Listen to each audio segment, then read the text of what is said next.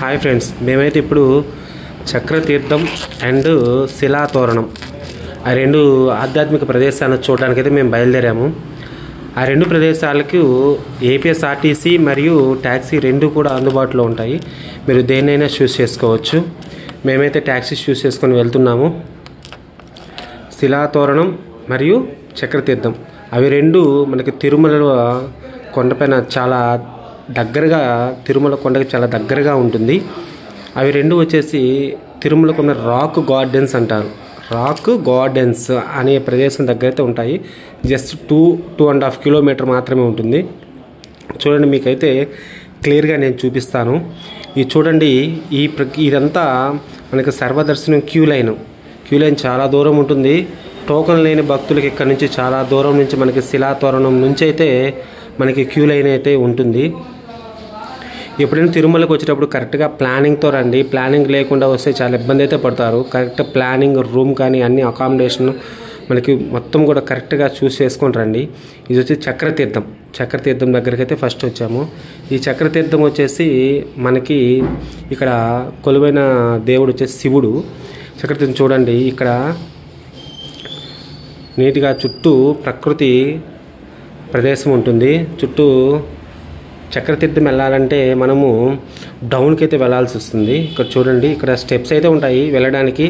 చుట్టూ పచ్చని చెట్లు, ఆధ్యాత్మిక ప్రదేశము. ఇక్కడ శివుడు అయితే మనకి కొలువై ఉన్నాడు.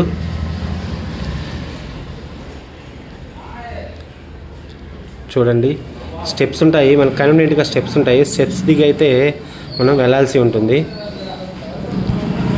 ప్రతి సంవత్సరం కార్తీక మాసంలో ఇక్కడ ముక్కోటి ఏకాదశి వస్తుంది కదా, ముక్కోటి కార్యక్రమం కూడా ఇక్కడ మనకి చేస్తారు.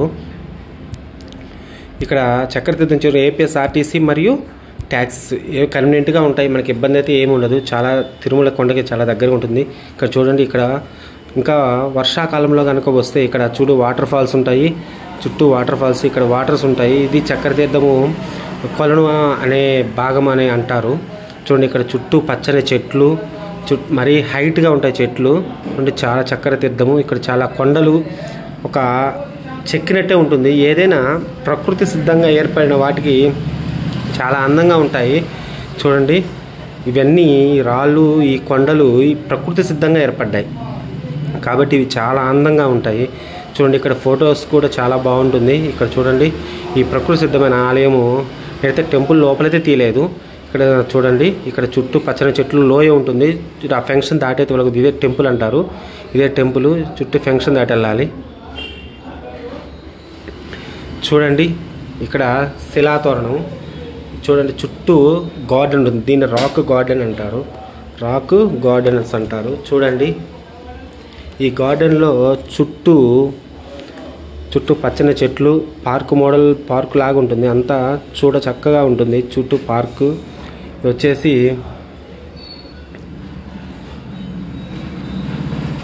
ఇక్కడ చూడండి, చుట్టూ పార్కు ఇక్కడ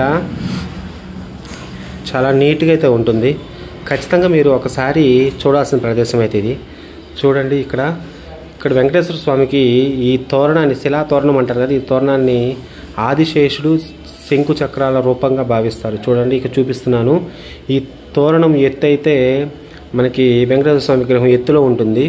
అంత సమానంగా ఉంటుందని భావిస్తారు. చూడండి, విష్ణుమూర్తి ఇక్కడికి వెంకటేశ్వరుడు వెలిసేదని కొండ పైకి దిగినప్పుడు తొలి అడుగు శ్రీవారి పాదాల దగ్గర, రెండవ అడుగు శిలాతోరణం దగ్గర, మూడవ అడుగు మూల విరాట్ ఉన్న చోట ఉంచాడని భక్తులు అయితే నమ్ముతూ ఉంటారు. ఇక్కడ చూడండి, ఆది విష్ణువు శంకు చక్రాల ఆకారంలో మనకి శిలాతోరణం అయితే ఉంటుంది. మీకు చూపిస్తూ ఉన్నాను చూడండి. ఇవన్నీ శిలాతోరణము. అంత శిలాతోరణం పక్కన ఏదైనా ప్రకృతి సిద్ధంగా ఏర్పడినది శిలాతోరణం.